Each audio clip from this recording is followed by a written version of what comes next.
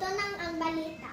Umaabot sa 13 million mag-aaral nang nagpaapektuhan ng suspension ng klase dahil sa pananalasa ng Bagyong Ompong at Southwest Monsoon. Sa ulat ng Disaster Risk Reduction and Management Service, DRRMS, ng DepEd na itala ang naturang datos hanggang nitong September 27.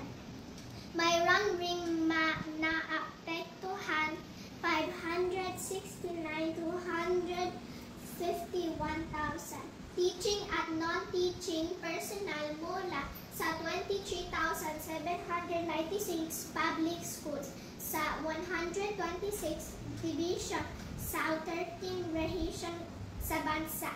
Samantalang abot naman sa 370 silid-aralan sa buong bansa ang napinsala ng bagyo. Kasalukuyan ay nasa 121 paaralan ang nagsisiibig bilang evacuation centers na itala umano ang ipinakamataas na bilang ng mga paaralan ginagamit bilang evacuation centers sa Calabarzon, Cavite, Laguna, Batangas.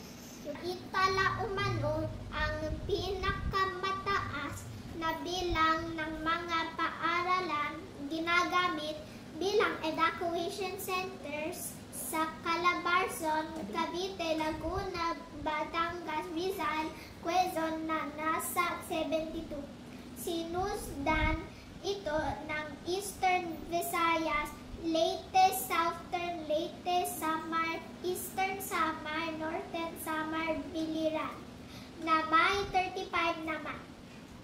Anang DepEd bagamat nagkalabas na ang bagyo sa Philippines Area of Responsibility, kamalawala nasasagawa pa rin sila ng lateral at vertical coordination sa local government units para sa mas mabilis na damage assessments, pagpatupad ng response protocols at paghahanda para sa pagbalik ng klase.